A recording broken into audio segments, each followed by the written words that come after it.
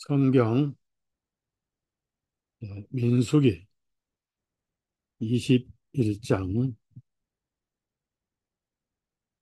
4절에서 9절까지 읽겠습니다. 민수기 21장 4절에서 9절입니다. 그들이 에돔 땅을 돌아서 가기 위해 호르산에서부터 홍해의 길을 따라 이동하였더니 그 길로 인하여 백성들의 혼이 상하였더라. 백성들이 하나님과 모세를 대적하여 말하기를 어찌하여 당신들은 이집트에서 데리고 나와 광야에서 죽게 하나이까? 여기는 먹을 것도 없고 물도 없으니 우리의 혼이 이 하찮은 빵을 싫어하나이다 하니 주님께서 불뱀들을 백성들 가운데로 보내시어 백성들을 물게 하시니 많은 이스라엘 사람들이 죽었더라. 그러므로 그 백성들이 모세에게 와서 말하기를 우리가 주님과 당신을 대적하여 말함으로 죄를 지었나이다. 주님께 기도하여 그 뱀들을 우리에게서 떠나게 하소서 하니 모세가 백성을 위하여 기도하며 주님께서 모세에게 말씀하시기를 불뱀을 만들어서 그것을 장대 위에 달아 놓으라. 물린 자마다 그것을 쳐다보면 살리라 하시니라. 모세가 놋뱀을 만들어서 그것을 장대 위에 다니 뱀에게 물린 자마다 놋뱀을 쳐다본 즉 살았더라. 여기까지는 읽겠습니다.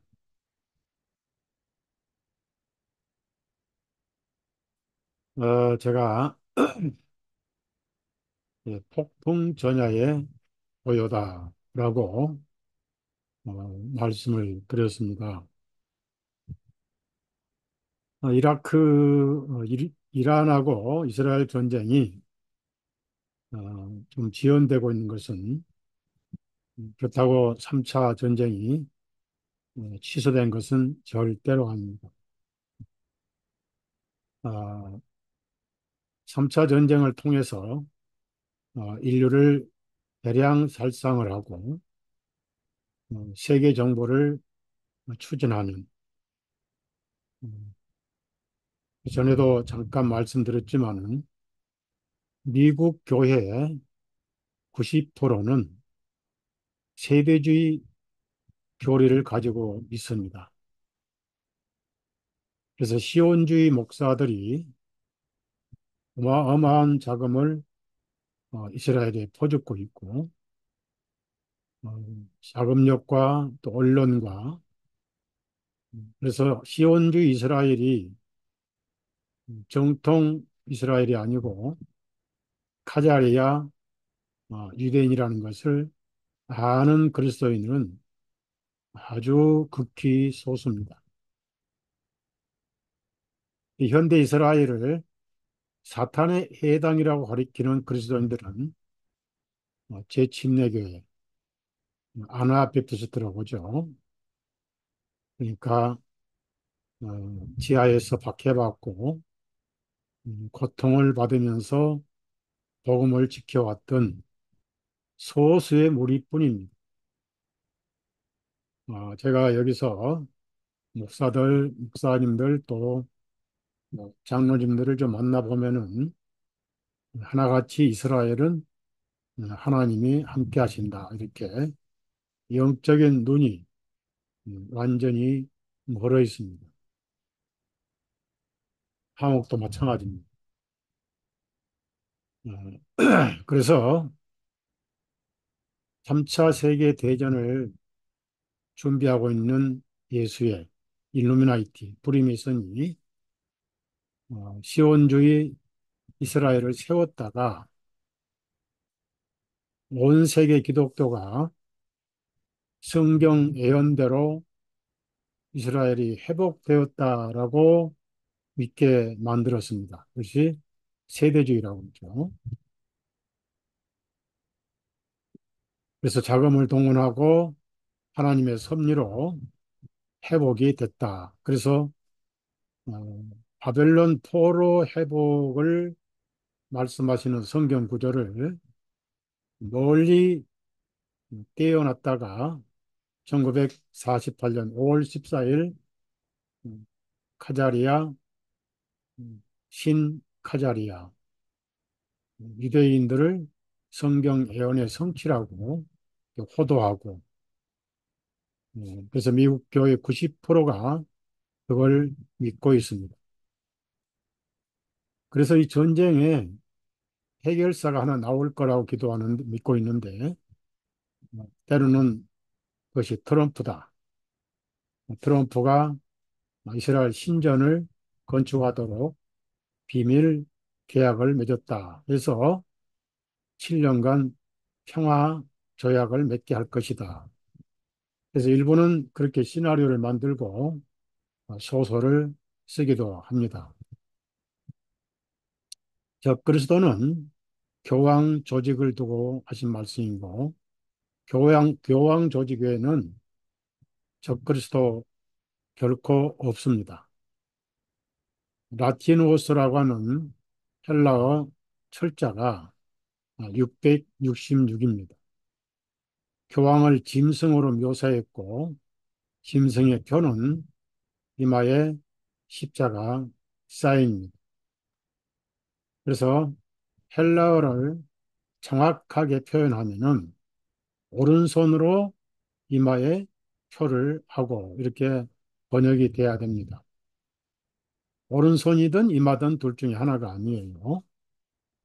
그래서 우리가 종교적으로나 어디를 보더라도 오른손 엄지로 이마에 십자가 표시를 하는 조직은 로마 카톨릭밖에 없습니다. 그것을 올라가면 가인의 이마에 표를 한 저주의 표고, 그것이 십자가 사인으로 바꾼 것은 콘스탄틴의 태양신 표식입니다. 이 로마 교황 신부들이 오른손 엄지로 가톨릭 신도들 이마에 십자가 표식하는 거 100% 짐승의 표고 666이고, 교황 조직은 적그리스도입니다. 목사님들이 적그리스도라는 단어, 헬라어 단어를 공부를 하지 않습니다. 안테라는 단어는 두 가지 의미가 있어요. 하나는 대리자라는 뜻이 있고, 또 하나는 대적자라는 뜻이 있습니다. 세대주의 많은 목사님들이 대적자는 알면서 대리자는 이해를 하지 못하죠. 그래서 교황은 철저하게 하나님을 대적하면서 대리자 역할을 해 왔던 것입니다. 그 외에 어디에도 누구도 적그리스도는 없습니다. 이번에 만약에 3차 전쟁이 터져서 이스라엘이 완전히 쑥대밭이 되고, 동시에 무슬림도 쑥대밭이 되고, 이 사람들은 양쪽이 다 무너진 걸 보고 90% 기독교인들은, 세대주의 기독교인들은 완전히 좌절을 해버리고 무신론으로 돌아설 가능성이 아주 많습니다. 그럼 그 빈자리를 누가 채우느냐? 바로 루시퍼 종교가 채운다.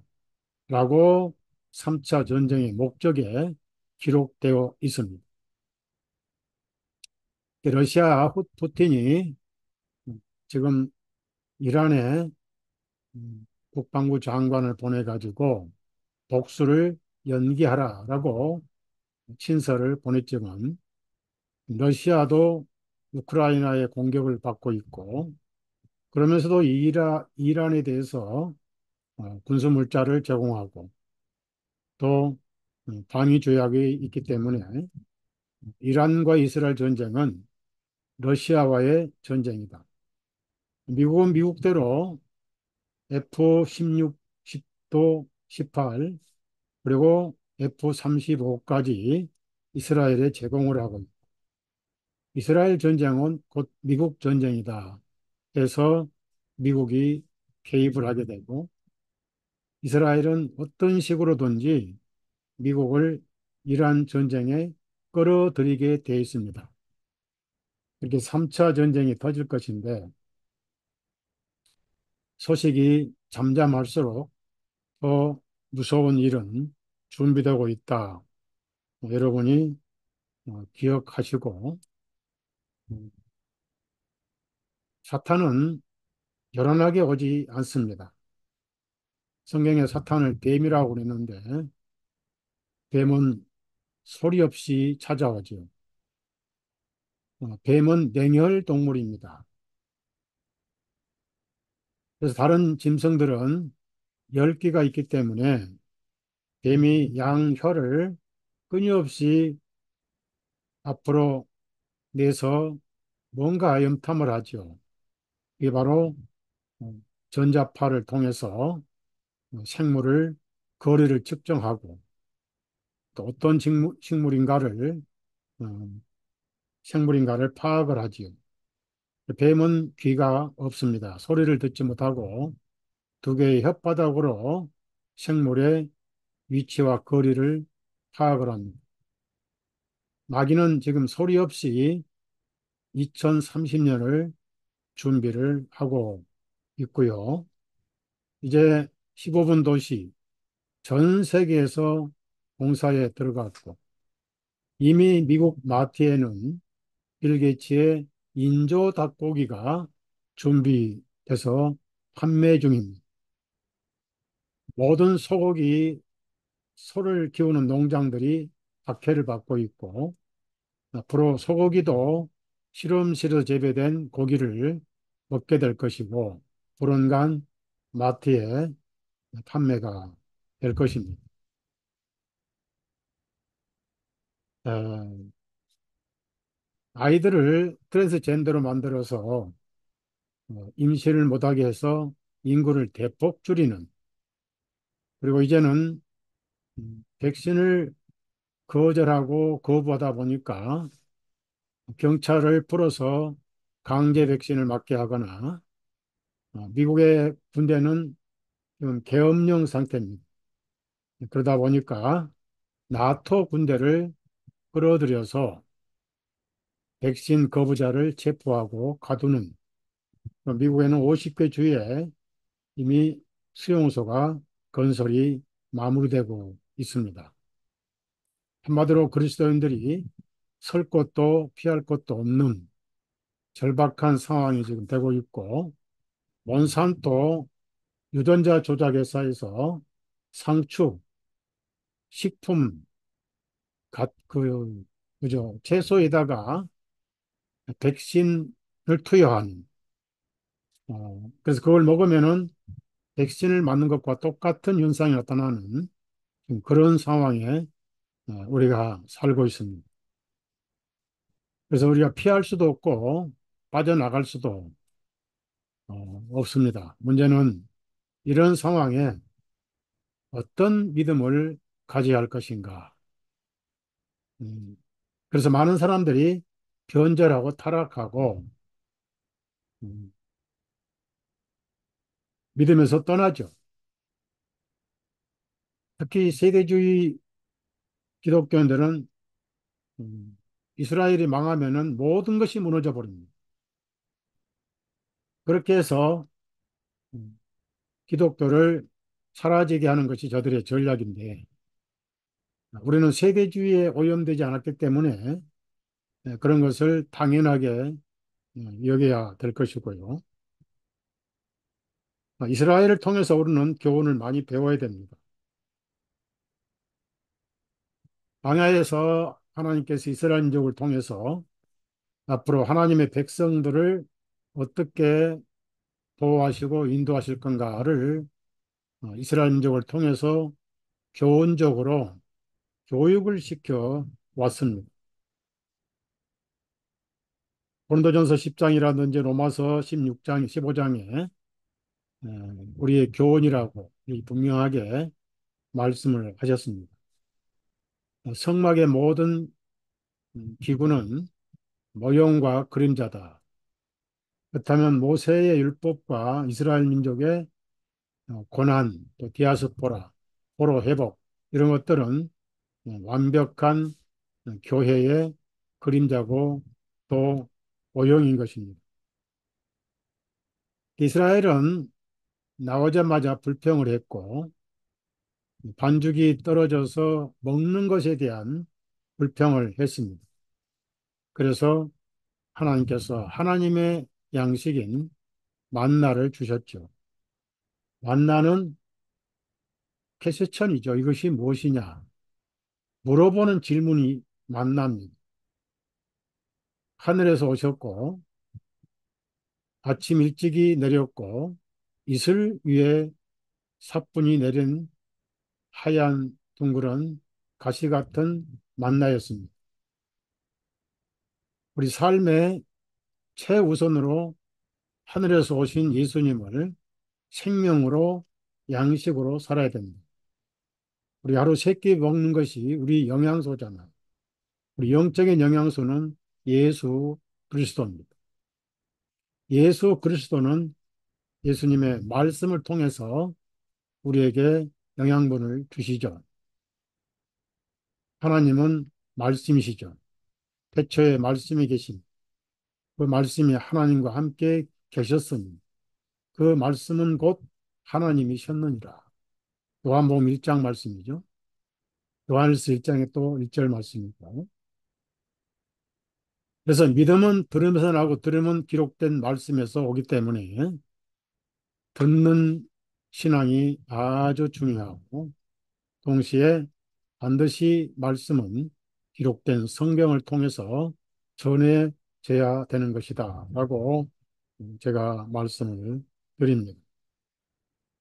근데 얼마 못 가서 그 만나에 대해서 불평을 했습니다. 육신은 끝이 없고 만족이 없지요. 의에 배고플 때 양식은 맛있고 귀한 것입니다. 자기가 얼마나 사악한 죄인가를 잃어버리면 만나의 맛은 사라져버리고 말지요. 복음은 구원받을 때만 복음이 아니고 항상 오묘하고 달고 단 복음으로 내 마음에 다가와야 됩니다. 달고 오묘한 그 말씀, 이 노래만 부를 것이 아니고 우리 삶에서 처음 믿었던 복음, 그 복음이 계속 내 속에서 역사를 해야 됩니다. 그래서 어느 정도 배가 부르니까 만나가 아주 싫어졌고 기름 섞인 과자 같더라라고 이것이 무엇이냐라고 알고 싶은 생각이 사라져 버렸어요. 그것은 뭘 의미하냐면은 예수님은 나에게 어떤 분인가 끊임없이 그분에 대해서 궁금하고 알고 싶어야 되고 물어봐야 되고 그분의 사랑, 한 높이, 깊이, 넓이 도대체 예수님은 나에게 어떤 분인가 날마다 만나 하고 질문을 하고 살아야 할 그리스도인의 삶을 보여주는 겁니다. 그런데 어느 날 불평이 또 시작됐어요. 육신은 결코 이 땅에서 만족이 없습니다. 육신이 불평하면은 항상 우리 영적인 것도 공허하게 되고 첫사랑을 잊어버리게 되는 것입니다. 그래서 마지막에 그들은 만나를 하찮은 빵이다 라고 싫어하게 됐습니다. 어느 날 우리가 죄 문제가 희미해지면 예수님은 하찮은 빵이 되고 복음 설교는 인기가 없어집니다. 맨날 들었던 초보 말씀이라고 무시해 버립니다. 좀 매콤한 거, 좀 짜고 시큼하고 좀 달디단 다른 말씀은 없는가라고 복음은 하찮은 빵이 되고 결국은 만나가 하찮은 빵이 되면은 예수님이 하찮은 분이 되는 것입니다. 그래서 신비주의가 나오고 표적이 나오고 기독교가 그런 이상한 마술적인 기독교로 변해버렸어요. 그리고 그들은 육신을 충족시키는 이집트의 음식을 그리워했습니다. 민수기 11장을 봅시다. 그 뿌리가 섞여 사는 무리가 그렇게 했어요. 섞여 사는 무리. 항상 선동을 하죠. 거듭나지 않는 사람들이 불평, 불만을 하고 선동을 합니다. 민수기 11장 4절, 5절, 6절을 제가 읽겠어요. 그들 가운데 섞여 사는 무리가 탐욕에 빠지매 섞여 사는 무리 줄을 치세요. 첫째는 거듭나지 않는 사람들이 어, 교회 안에 침투한 상태고, 둘째는 우리 육신은 섞여 사는 무리입니다. 이스라엘 자손도 다시 울부짖으면서 말하기를, 누가 발동 그을 때까지 잠재적으로 잠잠하던 육신이 울부짖기 시작했어요. 이유는 뭐냐?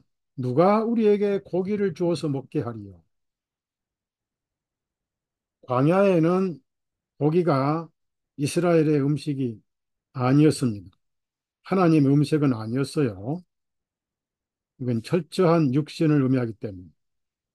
5절에 우리가 이집트에서 마음껏 먹었던 물고기, 물고기 고기죠. 고기죠. 오이들, 참외들, 부추들, 양파들과 마늘들이 기억나거니와. 이게 전부 다 양념이잖아요. 양념은 자극하는 음식입니다. 여러분 여기서 쉬어 보시면 6가지 양념 음식을 그리워했습니다. 육신을 자극하고 입맛을 자극하는 6가지 음식. 그러나 성령님의 음식은 아니었습니다. 우리 모임에서 여러분은 6가지 음식을 기대하지 마십시오. 우리 모임에는 어떤 음식이 있느냐? 가나안에 8가지 음식이 있습니다. 신명기 8장 8절을 찾아보세요. 7절, 8절을 읽겠습니다. 9절까지 읽게요. 주 너희 하나님께서 너를 좋은 땅으로 인도하시리니 시냇물들이 흐르고 골짜기 들과 언덕들에서 솟아나오는 샘과 깊은 곳들이 있는 땅이며, 자 보세요. 밀과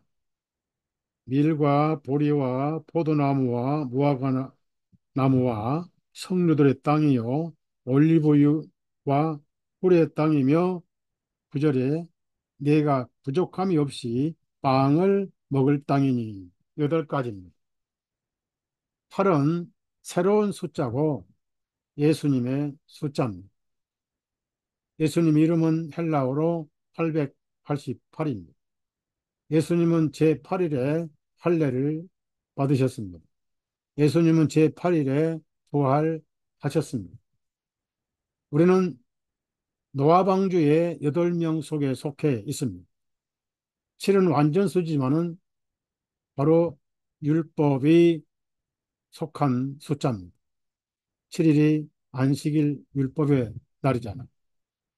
새로운 날이고 하늘에 속한 숫자입니다.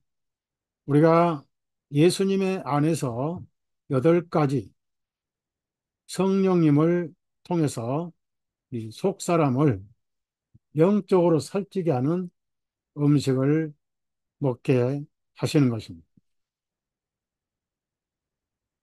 그래서 불평을 하고 또 하나님을 원망하고, 거기다가 왜 광야를 돌게 하셨는가? 원래 지름길로 가면은 2년 만에 가나안 땅에 갈 수 있습니다. 하나님께서 백성들을 홍해바다로 내려다가 변방으로 돌려 가지고 여리고를 통해서 가나안 땅을 가게 하셨는데 그 기간이 38년이 걸렸어요. 그 사이에 20세 이상은 여호수아 갈렙 빼놓고 다 죽었습니다. 너무 육적이고 너무 세상적인 사람들은 안식을 누리지 못하고 그렇다고 구원을 잃어버리지 않습니다. 나답과 아비후 구원 잃어버리지 않았어요. 아나니와 삽비라 구원 잃어버리지 않았습니다. 고린도전서 5장에도 극악한 그런 죄 가운데서도 그리스도인의 구원은 잃어버리지 않았습니다. 다만 땅에서 천국의 안식을 못 누리고 간 겁니다. 자, 그래서 20세 이상은 여호수아 갈렙 빼놓고 그럼 여호수아 갈렙은 뭘 의미합니까? 안식은 행위가 아닙니다. 안식은 순종해서 누린 것도 아닙니다. 안식은 믿음으로만 누리는 것입니다. 앞산이 하얗게 눈이 쌓여서도 그 눈을 보지 말고 눈을 녹여서 거기서 아름다운 푸른 싹이 솟아나고 꽃이 피는 꽃이 만발하는 그것을 보는 믿음을 가져야 되죠. 믿음은 바라는 것들의 실상이요. 보지 못한 것들의 증거라고 그랬습니다. 도마는 내 손가락을 손목에 넣어보고 내 손을 옆구리에 넣어보고 나는 믿을 거다. 그랬습니다. 체험주의자들, 경험주의자들, 논리주의자들. 어떻게 처녀가 잉태해서 아이를 낳을 수 있느냐? 역사 일에 아무도 논리로는 그것을 해석을 못합니다. 어떻게 오병이어로 5천 명을 먹이고 12광절이 남게 할 수 있느냐? 이론과 논리로는 전혀 해석을 할 수가 없습니다. 그냥 믿는 겁니다. 전능하신 하나님을 믿는 겁니다. 시신이 썩어서 냄새가 나고 죽은 지 나흘 된 나사로 어떻게 살리셨을까요? 이성으로, 지성으로, 논리로는 죽었다 깨나도 못 믿는 거예요. 그냥 믿는 겁니다. 하나님을 믿는 거예요. 믿어보자 하면 안 됩니다. 하나님을 시험해서는 안 됩니다. 그냥 믿으세요. 속는 셈 치고도 믿어도 괜찮아요. 믿음은 결코 손해가 없습니다. 그래서 이스라엘 사람들을 믿음의 백성으로 만드시려고 연단을 시키는데 무슨 연단입니까? 불신의 육신을 연단시켜서 낡아지게 하는 기간이 광야 40년 기간입니다. 제가 말씀드렸죠. 어떤 그리스도인은 출애굽은 했지만은 아직 광야에서 연단을 받고 있는가 하면 어떤 그리스도인은 광야 생활을 지나서 가나안의 안식을 누리고 있다. 왜냐하면은 요단강은 자아가 죽는 강이고 홍해바다는 예수님 안에서 죽는 바다. 우리는 예수님 안에서 죽었고 예수님 안에서 부활했습니다. 그러나 우리의 자아는 요단강에서 죽는 건데 그것을 우리가 죽은 자로 여기는 바로 예수님의 이름으로 침례를 받는 것입니다. 물론 현실은 팔팔 살아 있어요. 결코 죽지 않습니다. 그러나 어느 정도 죽은 자로 간주하는 삶은 우리 삶에서 따라와야 됩니다. 그것이 바로 그리스도 안에서 죽었고 그냥 한 번 죽는 것이 아니라 평생 하늘에 갈 때까지 죽어가는 삶을 사는 것은 곧 심내 생활이다. 바울 사도는 나는 날마다 죽노라.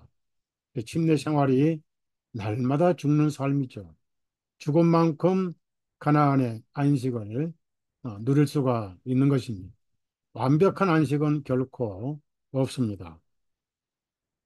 그래서 연단을 시키신 하나님, 우리가 광야의 삶은 첫째, 나침반이 없습니다. 내비게이션이 없다고요. 여러분 앞에 하루 한 치도 앞을 내다볼 수가 없어요. 왜? 우리는 양에 불과합니다. 여러분의 목자 예수님은 책임을 져 주셔요.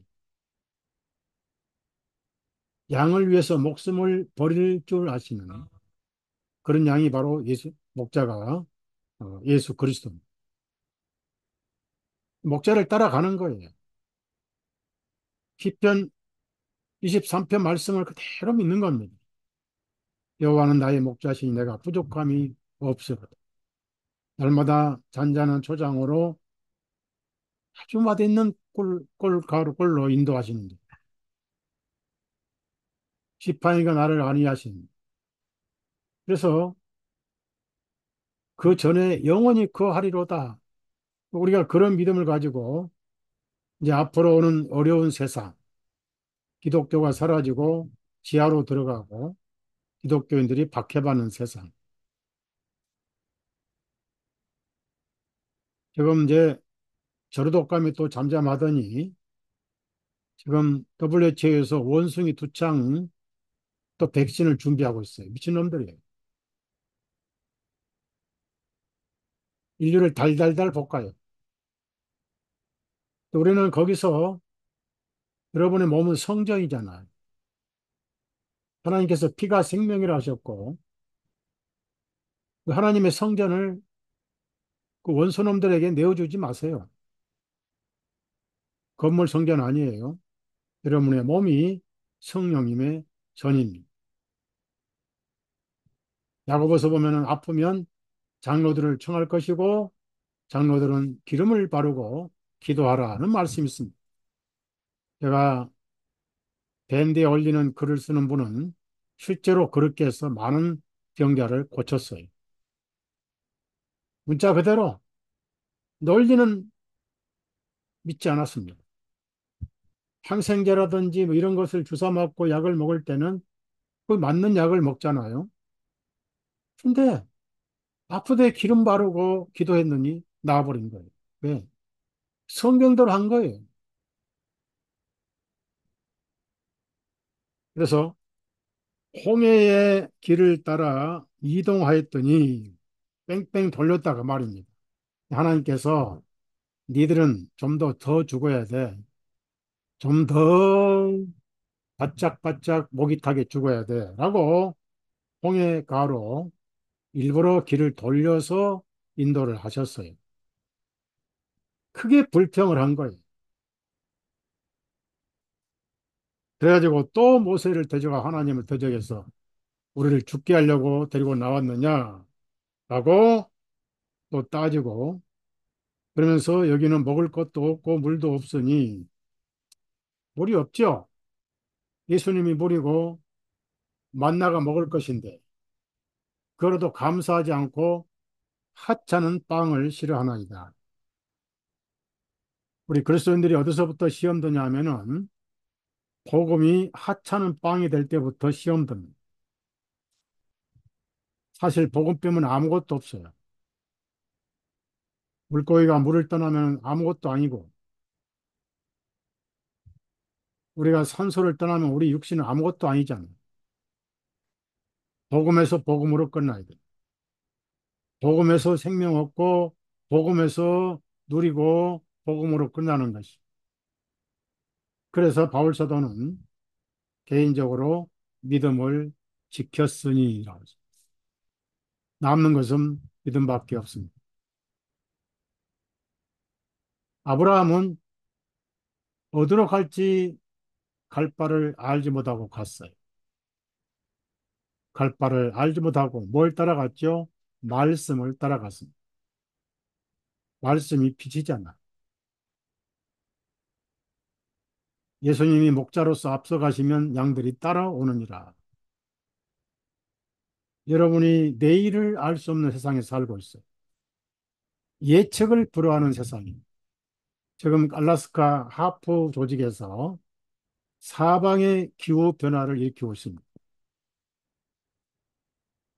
곳곳에 물난리가 나고 홍수가 나고 지진이 나고 쓰나미가 생기고 여기 어제 여기서도 건물이 흔들려서 이 선반에 올려놓은 물체가 떨어지는 일이 있었어요.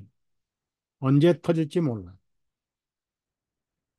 이런 상황에 미국에는 레이저 무기로 엄청나게 많은 산을 지금 불태우고 있습니다. 거기다 이제 이스라엘 전쟁, 러시아 전쟁, 그칠 줄 모릅니다. 그래서 앞길이 캄캄하고 한치도 내다볼 수 없는 이런 상황에 어디를 바라봐야 돼요? 예수님만 바라봐야 됩니다. 믿음이 이기네라고 말씀하셨어요. 믿음이 이기는 거지요. 세상을 이긴 이금은 이것이니 우리의 믿음이라. 오늘 제가 믿음을 철저하게 강조합니다. 믿음이 뭡니까? 마음을 맡겨버리는 것. 맡기지 않고 내가 하려고 하는 것은 무조건 행위고 종교입니다. 머리로 계산해서 믿지 마세요. 성경에 계산해서는 도무지 불가능한 사건들이 엄청 많이 일어났어요. 구약뿐 아니라 신약에도 그런 기적이 엄청 일어난 겁니다.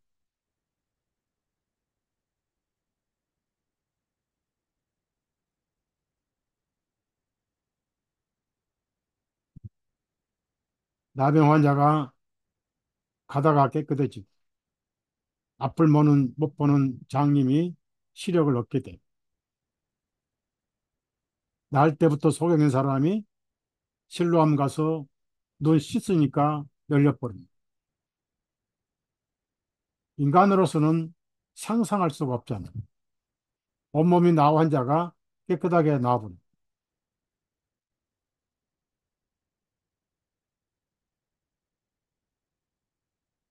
마귀는 세상에서 가장 미운 사람들이 어, 자기 소나기로부터 빠져나간 사람들입니다. 바로 그리스도인들이 못 봐주고 그래서 재난으로 전쟁으로 기근으로 질병으로 끊임없이 죽이고 학살을 합니다. 죽음 너머에는 고난이 없습니다.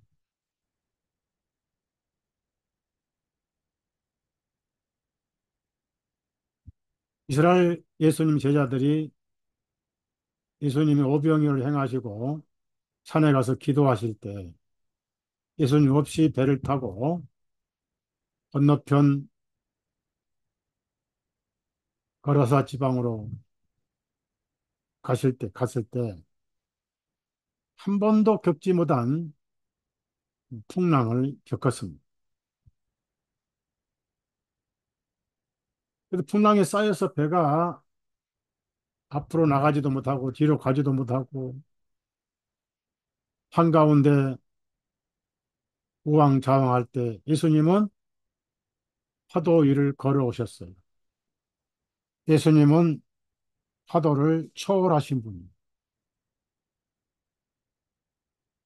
유령으로 알았습니다. 그래서 예수님 먼저 안심을 시켜주셨어요. 그래 배에 오르니까 파도가 조용해졌어요. 또한 예수님은 뱃머리에 주무셨어요.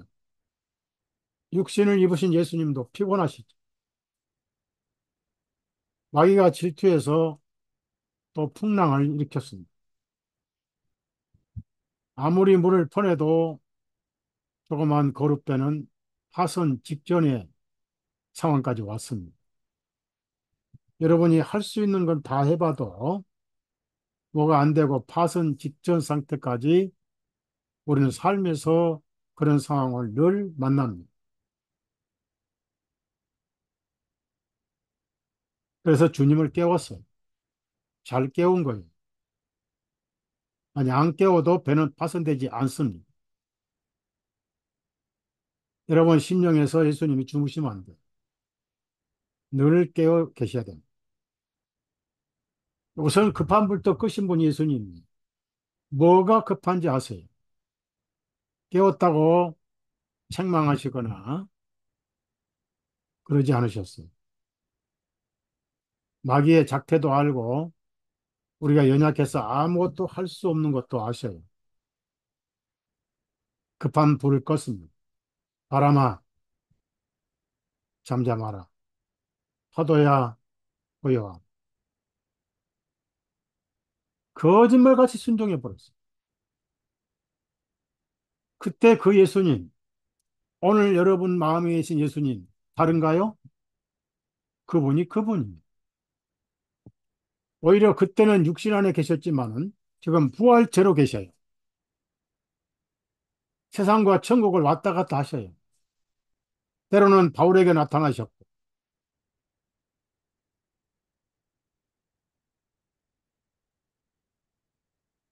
또 직접 나타나지 않으시면 천사를 보내시고,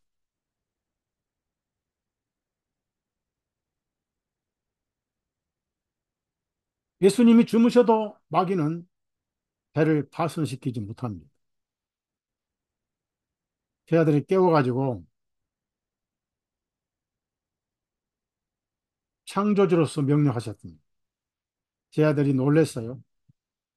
도대체 이분은 위시기에 바람과 파도까지도 순종합니다.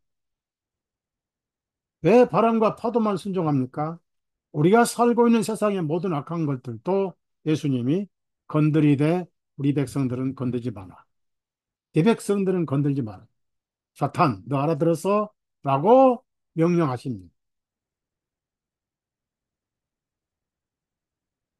여러분은 못 견뎌요. 여러분 안에 예수님이 계시니까 마귀가 알고 왔다가 놀래서 도망가 버려요. 백신을 맞았다 해도 여러분에게는 효력이 없어요. 독성 효력을 발휘하지 못합니다.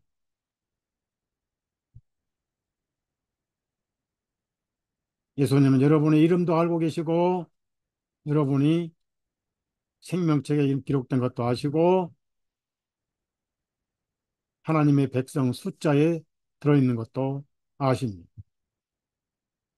성령으로 인침을 받았기 때문에. 그때 예수님이 제 아들에게 딱 한 말씀 말씀하셨어요. 어찌 그리 믿음이 없느냐.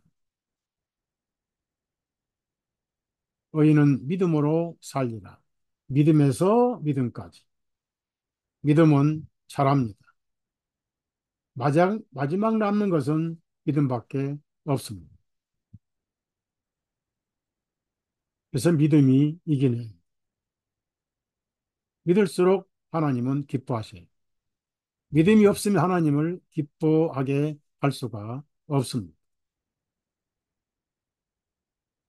그래서 불평하는 곳에 뱀이 작용을 합니다. 사탄은 찬양과 기도와 감사가 사라질 때 드디어 일을 하기 시작합니다.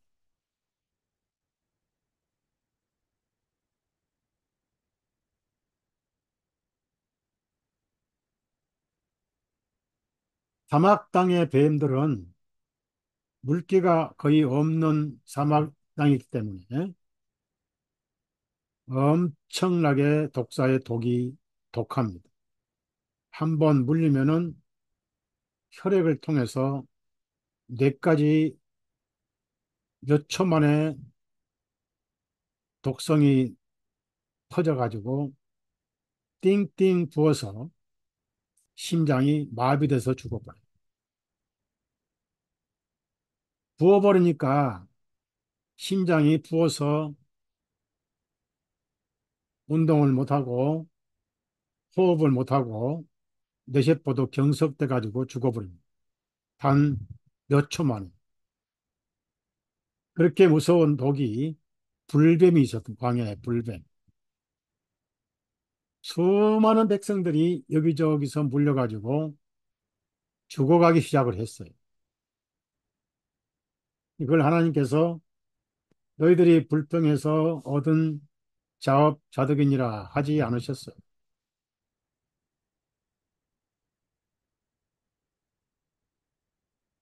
허락하신 거죠. 6절 보니까 주님께서 불뱀들을 백성들 가운데로 보내시어 백성들을 물게 하시니 많은 이스라엘 사람들이 죽었더라. 욥을 시험할 때 하나님 허락 없이 사단은 시험하지 않았습니다. 우리가 감당치 못할 시험을 당하게 하신 분은 아니라고 바울 사도는 고린도 교인들에게 편지했잖아요. 모든 마귀의 일도 하나님의 허락하에서 한계 안에서만 일을 하게 됩니다. 왜? 피조물입니다. 여기서 우리가 불뱀에게 물렸다 하는 건 뭘 의미하죠? 음, 뱀의 독을 지금 성경은 말씀합니다. 독은 근본 본성을 의미하죠. 그러니까 무슨 죄를 지었다.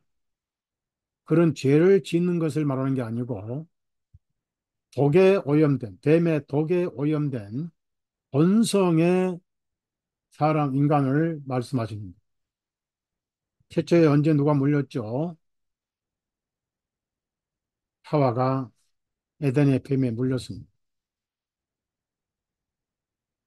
독이 퍼졌어요. 그 독이 무슨 독이죠? 정령 죽으리라. 사망의 독이 퍼져서 죄를 짓든 안 짓든 떠나서 아담만의 모든 인생은 죽었고 죽어 왔던 것입니다. 로마서 5장 12절. 한 사람 아담 때문에 모든 사람이 죄인 됐고 그 죄로 인하여 모든 사람이 사망에 이르느니라. 그러니까 근본적인 본성적인 죄를 바로 뱀의 독성이라고 합니다. 우리는 태어날 때부터 우리 본성의 독성이 오염된 상태로 태어났어요.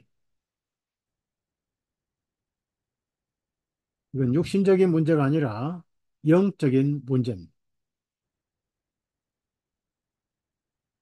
처음부터 죄인으로 태어났어요. 의인은 없나니 하나도 없도다. 근데 문제는 물리긴 물렸는데 이 독이 퍼지면서 띵띵 붓고 해서 아픔을 느껴요. 그러니까 우리 몸에 신경 조직이 왜 있습니까? 날씨가 추면 춥다, 더우면 덥다, 꼬집으면 아프다, 때리면 아프다. 모든 느낌은 신경 조직이 일을 합니다. 그러니까 신경 조직이 통증을 느끼는 거예요. 그래서 그 통증을 못 느끼도록 마취약을 줘버리잖아요. 뭐 진통제가 다 그런 거죠. 통증이 없어지는 게 아니에요. 못 느끼게 마취를 해버린 거예요. 수술할 때 마취하고 다 그런 거 아니에요. 그런데 어느 날 우리가 태어날 때부터 뱀의 독에 오염됐잖아요. 장색이 이제 물려가지고. 거기에 결과는 사망이죠. 우리 인간이 제일 불행한 것은 사망입니다. 한 번 죽는 것은 사람에게 정하신 것이 그 후에는 심판이 있으리. 사람이 저주받고 죽게 되니까 모든 자연 생명체도 저주받아 죽게 됐습니다. 그들은 죄값으로 죽는 게 아니에요. 하나님께서 선물로 만들어 주셨는데 선물의 주인들이 죽으니까 선물들이 병들어서 쓸모가 없게 된 거예요. 그러니까 아프다는 것은 뭘 의미하냐면은 죄를 범한 것을 아프다는 것으로 표현을 합니다. 독이 이미 퍼져서 죽어가는데 어느 날 어떤 죄를 지었을 때 그 죄의식과 양심의 가책 이것을 아프다라고 표현하는 것.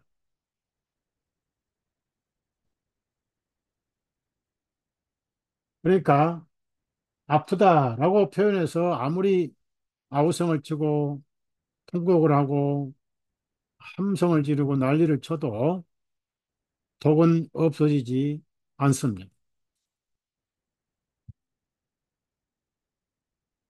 우리가 구원받고 나서 여러분의 본성이 천사로 변했다.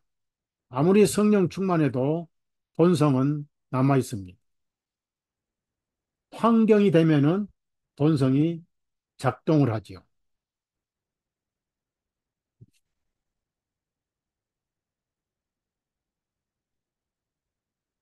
그때 모세가 중보 기도를 했어요.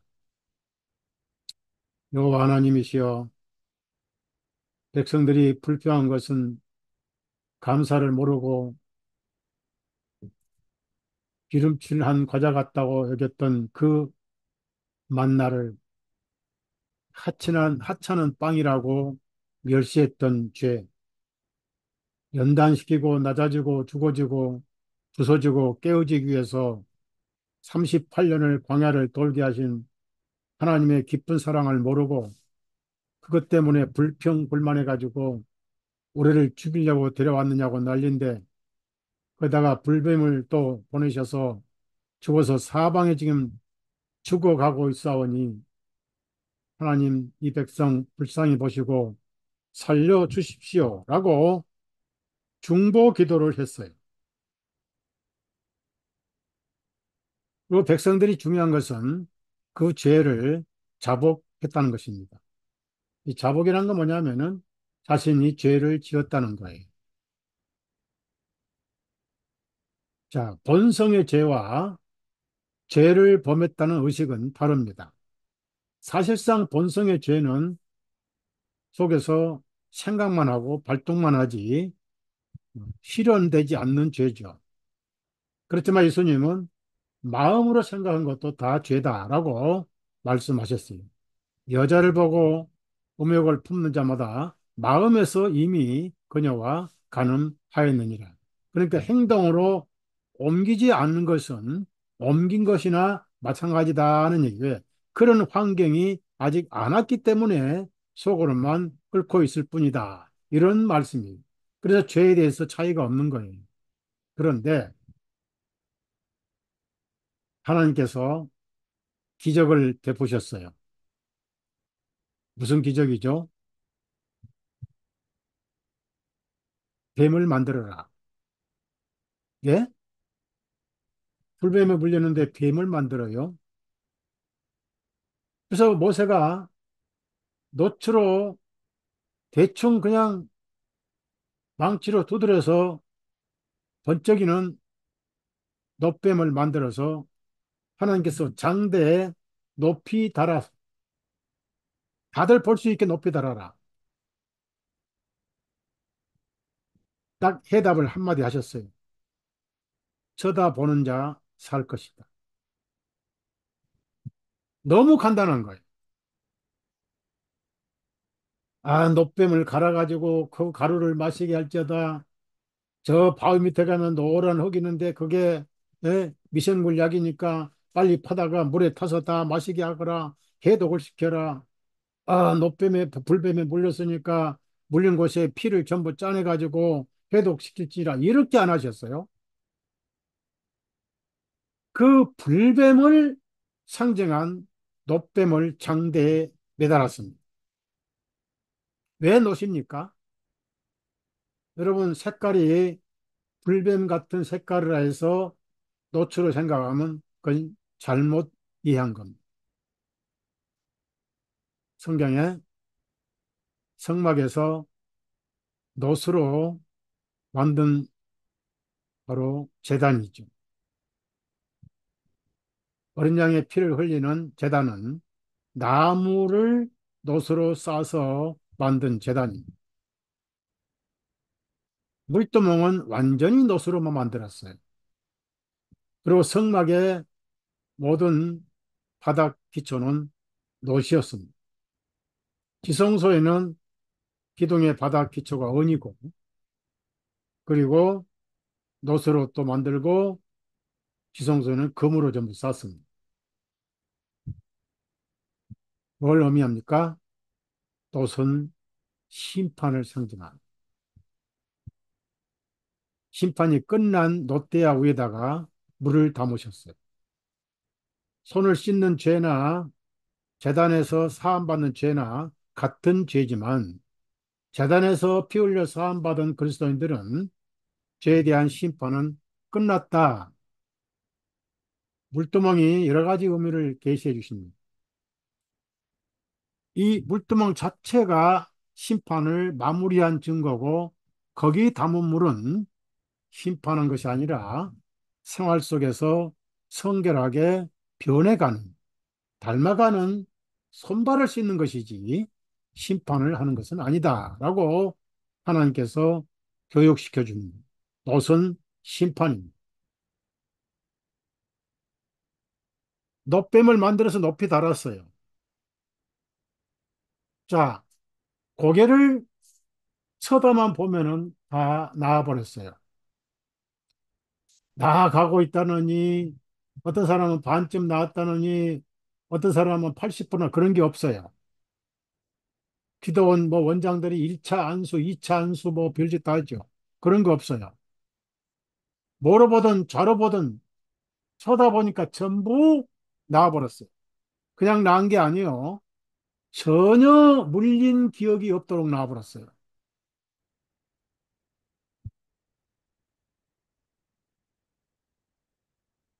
그때 하나님께서 하신 말씀이 있습니다. 기억 잘 하세요. 자, 민수기 21장 8절을 보시면 주님께서 모세에게 말씀하시기를 불뱀을 만들어서 그것을 장대 위에 달아 놓으라. 이 장대 위에입니다. 여러분 그 장대 위에라는 말씀 기억하십시오. 십자가 아닙니다. 높은 장대예요. 살아있는 나무에 달리셨어요. 지금. 십자가 달린 것은 저주가 아니에요. 나무에 달려야 저주받은 것이 이루어져요. 갈라디아 3장 13절. 저와 여러분을 위해서 예수님이 저주를 받으셨어요. 갈라디아 3장 찾아서 읽으십시오. 중요한 말씀이니까. 어, 맨날 듣는 말씀 같지만은 중요한 구절은 체크를 해야 돼요. 13절에 그리스도께서 우리를 위하여 저주가 되사 여러분 저주는 끝난 거예요. 율법의 저주에서 우리를 대속하셨어요. 율법이 없으면 저주도 없잖아요. 그 율법의 저주에서 대속하셨습니다. 대신 속량하셨습니다. 이는 기록된 바 나무 위에 달린 자마다 저주받은 자라 하였기 때문이다. 십자가 위에 달리면 저주 아니에요. 그건 거짓입니다. 살아있는 나무에 못이 밖에 달려야만이 저주받으신 분이 되는 거예요.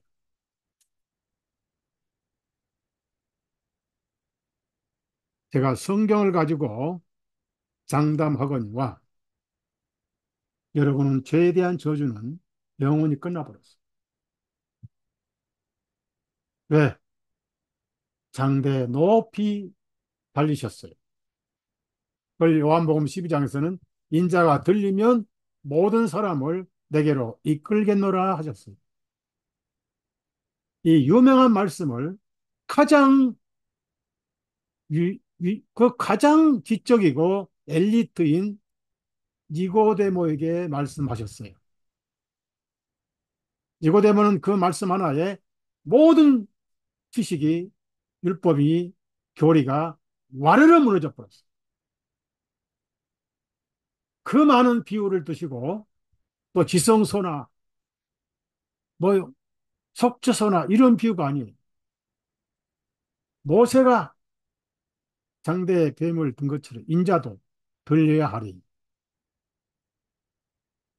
너무나 단순한 것에 니고데모는 완전히 무너져 버렸어요. 니고가 무너지고 데모가 무너져 버렸어요. 니코라는 것은 성이란 뜻이에요. 그 니골로당의 이름이 어원이죠. 니코.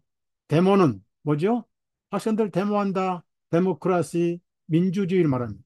인종이 이긴다. 민중이 이긴다. 근데 그 민중이 와르르 무너져 버렸어요. 인자도 들려야 하리니 저를 믿는 자는 그렇습니다. 요한복음 3장을 찾아보세요.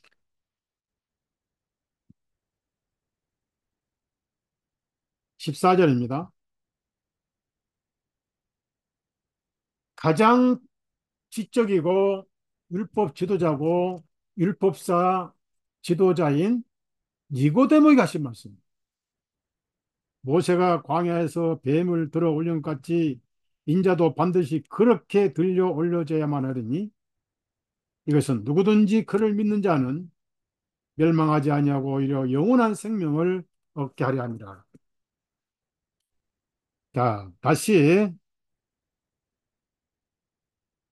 민수기 21장으로 올라갑시다. 여기서 8절 보시면 물린 자마다, 예, 이 말씀 전에 신명기 22장을 찾아보죠. 그러니까 여러분 잘 드세요. 잘 들으시라고요. 제가 드린 말씀은 꼼꼼히 기억하세요. 아가 다르고 어가 달라요. 히브리서 점 하나 찍으면 의미가 달라져 버려요. 1.1획도 없어지지 않고 다 이루어지려 하셨잖아요. 십자가에 달리셨다 하는 사람들은 십자가 저주를 받아요. 로마 카톨릭 이마에 십자가 긋잖아요. 과거에 기독교인들 죽일 때 전부 십자가로 저주했어요. 태양신 저주입니다. 예수님은 나무에 달려서 저주를 받으셨어요. 십자가에 대해서 예수 믿으면은 저주가 안 넘어간 내 것이 될 수 없어요. 예수님 것이 내 것이 될 수가 없다고 말해요. 신명기 22장 찾아봐요. 제 말 잘 들어야 돼요.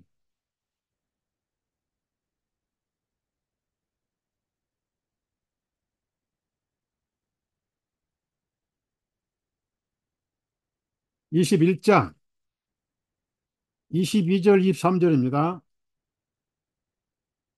만일 어떤 사람이 죽을 죄를 범하고 그가 죽임을 당하여 내가 그를 나무 위에 매달거다. 여기 십자가 어디 있습니까? 없어요.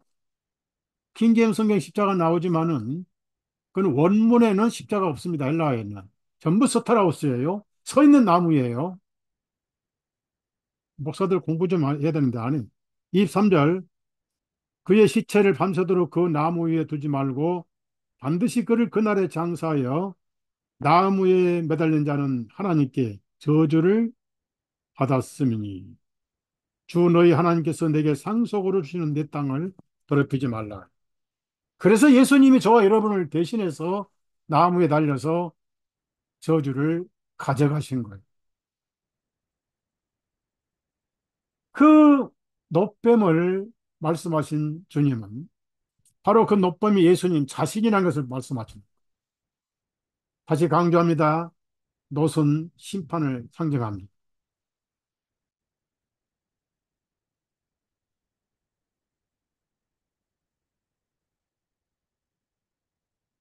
그러면 그것이 뱀이었다.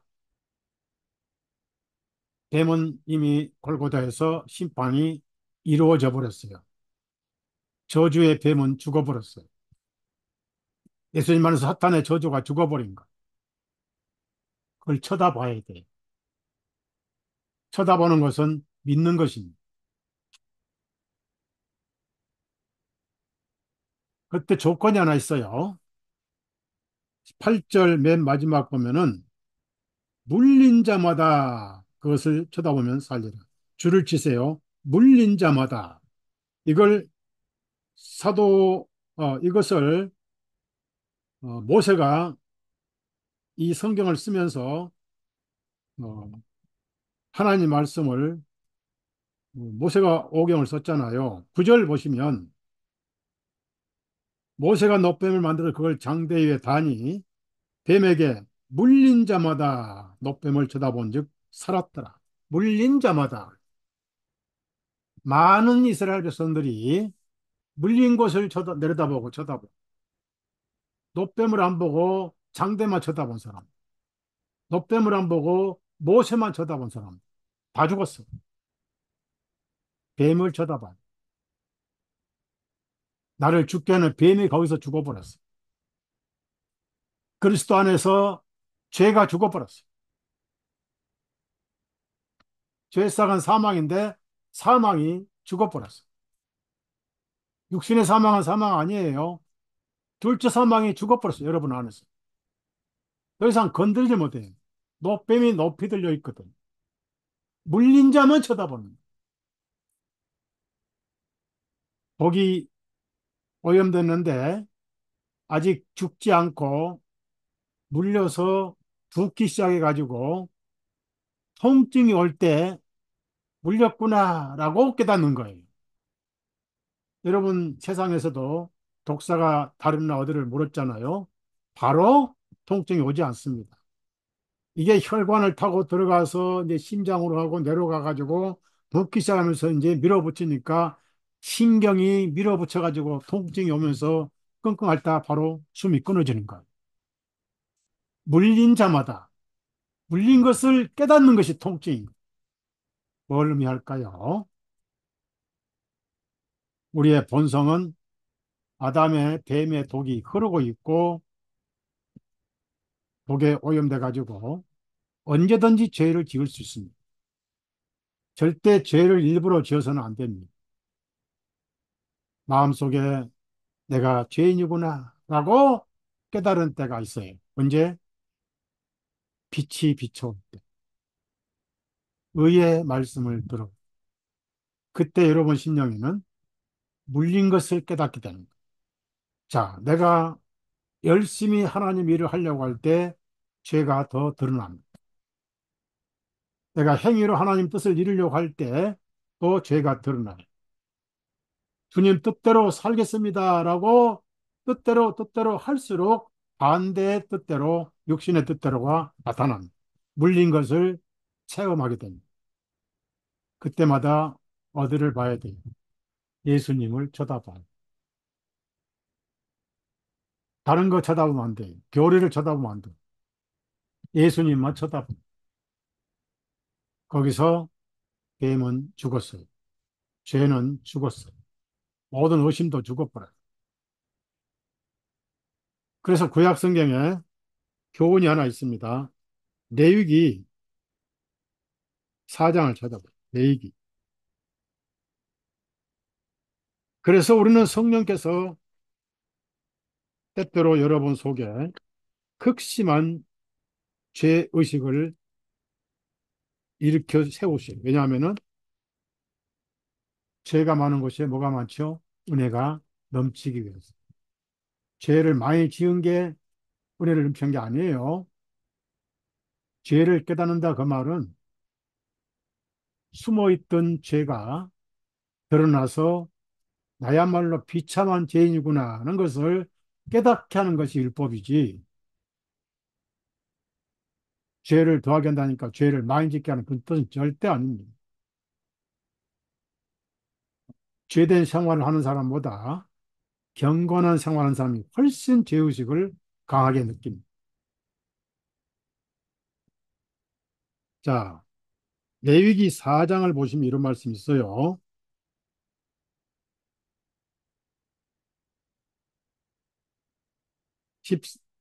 14절 보면 이런 말씀이 있어요. 그들이 범죄했던 그 죄가 알려지면, 자, 범죄했던 그 죄가 알려지면, 범죄했던 것은 뱀에 물려서 독에 오염된 상태로 죄를 짓습니다. 그게 알려지면은 바로 물린 것을 깨닫는 거예요. 내가 비참한 죄인이구나. 이런 것을 깨닫는 겁니다. 그 다음에 23절입니다.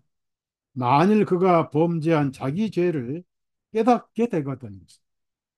범죄하고도 영이 오염되면은 마비가 되잖아요. 양심이 많이 태화된 사람들이면서 습관적으로 죄를 짓는 사람. 그런데 강력한 말씀의 빛과 성령님의 역사로 내가 죄인이구나 라고 속에 독이 밖으로 부어오른 통증을 느끼는 식으로 내가 죄인이구나 라고 깨달을 때 어디를 쳐다봐요? 예수님을 쳐다봐요. 28절 한번 봅시다. 4장 28절. 만일 그가 범죄한 자기 죄를 깨닫게 되거든. 범죄는 했는데 어느 날 1년 후가 될지 2년 후가 될지 그 다음에 레위기 5장 3절 보면 혹은 그가 사람의 부정한 것 곧 무엇이든지 사람을 더럽게 하는 부정한 것을 만지면 자, 그 일이 그에게서 감춰져 있다가 우리도 독에 오염돼서 죄를 짓고도 성령님의 자각시키기 전에는 감춰져 있게 됩니다. 그러다가 어느 날 극심한 죄의식이 발동을 해요. 나야말로 비참한 죄인이구나 라고 하나님 앞에 자각할 때가 옵니다. 성령님이 그 일을 하세요. 죄에 대해 책망하신다고 그랬어요. 성령님이 그래서 우리 안에 계십니다. 성령님은 두 가지를 하세요. 죄를 찾아서 깨닫게 하시고 예수님을 쳐다보게 하세요. 성령님이 복음을 전하러 오셨는데 복음은 죄인에게만 들려오는 복음. 마태복음 9장에 내가 의인을 부르는 것이 아니고 죄인을 불러서 회개, 돌아오게 하려고 했어요.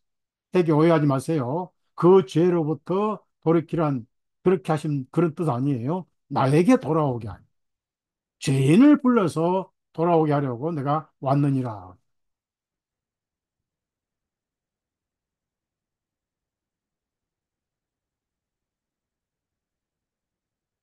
왜 그것이 필요할까요? 구원받고 그리스도인들이 나태할 수가 있습니다. 예, 구원은 따놨으니까 닭상이고 하면서 어느덧 세월이 흘러서 그 꿀 같은 맛있는 만나가 하찮은 빵이 되는 날가 있어. 주에서보다 귀한 것은 없네. 입으로만 부르고 마음이 귀한 것은 따로 가지고 있는 그런 상태가 올 수 있답니다. 하나님께서는 너 죄인이지, 너는 죄인이었다. 너 죄 지금도 있지. 너 잃어버린 죄인이야. 라고 깨닫게 하셔서 예수님을 쳐다보게 하는 거예요. 결론 내리겠습니다. 쳐다보는 일은 개인이 하는 거예요.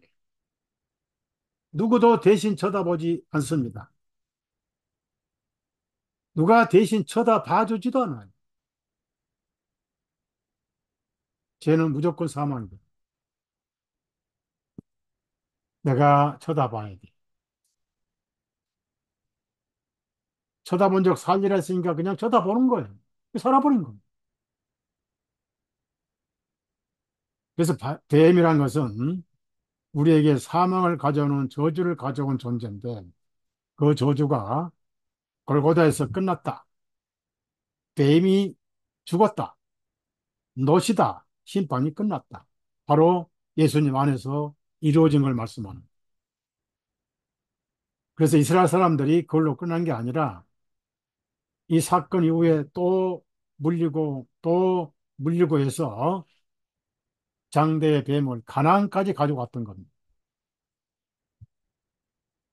한 번으로 끝난 게 아니잖아. 무슨 얘기냐면 구원을 받은 그리스도인들을수록 예수님만 쳐다보기 위해서 성령께서 때로는 강한 죄의식을 느끼게 하신다는 겁니다. 결국은 믿음으로 인도를 하시죠. 성경 한 구절 찾고 마치겠습니다.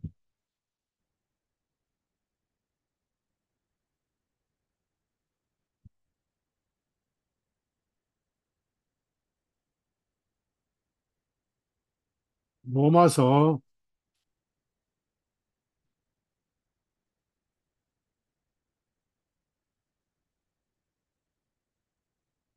3장을 보시면 20절입니다. 그러므로 율법의 행위로는 그분의 눈앞에서 어렵게도 육체가 없나니 이는 율법을 통하여서는 죄를 깨닫기 때문이라.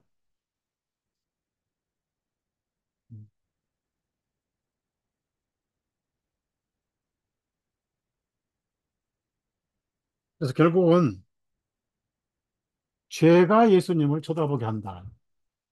그런데 우리는 내가 언제 죄인이었느냐? 물론 믿음으로 오인됐습니다. 그렇다 하니까 만나가 박한 식물이 되는 거야. 히브리서 12장에 예수님만 바라봐요. 그럼 거기에 사망도 죄도 완전히 사라져 버렸죠. 예수님께서 니고데모에게 그 말씀해 주신 것.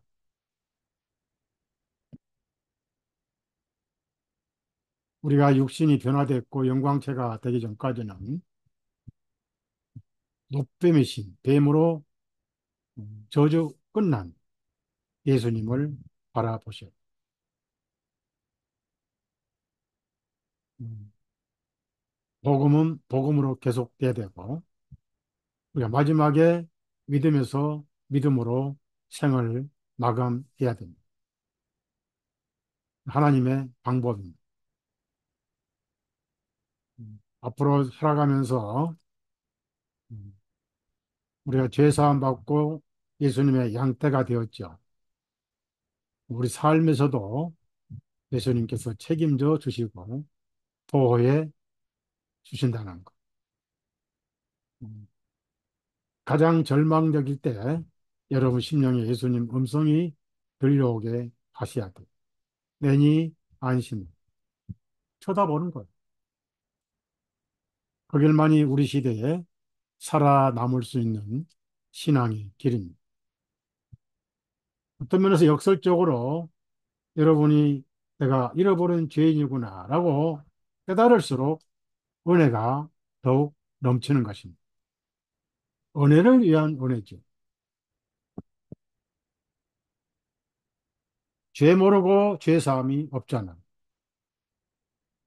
그래서 우리의 삶은 하늘에 갈 때까지 성령께서 은혜가 되기 위해서 우리가 얼마나 죄인이었던가를 깨닫게 해 주시는 분이란 그것을 구원을 잃어버리거나 뭐 또 구원의 확신이 새로 필요한 그런 뜻이 아니에요. 복음의 한 면에서 그렇게 성령님이 인도를 하시는 겁니다.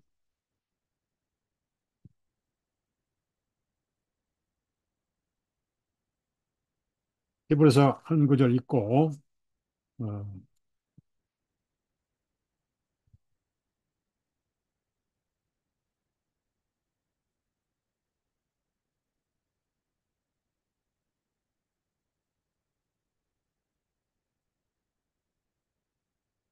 히브리서 12장 1절에서 2절을 읽겠습니다. 이러므로 우리에게도 이같이 거대한 구름같이 둘러싼 증인들이 있음을 보니 모든 무거운 것과 쉽게 우리를 얽으면은 죄를 벗어버리고 우리 앞에 놓인 경주를 인내로서 달려가며 우리의 믿음의 창시자요 완성자이신 예수님을 바라보죠. 그분께서는 자기 앞에 놓인 기쁨을 위하여 십자가를 견디시고 나무를 견디셨지요. 헬라어는 나무죠. 그 수치를 개의치 아니하시더니 하나님의 보좌 오른편에 앉으셨느니라. 야, 여러분 심령에 예수님만 아침 저녁으로 날마다 시간마다 때마다 분초마다 보이시기를 예수님 이름으로 부탁드리면서 말씀을 마치겠습니다. 더운데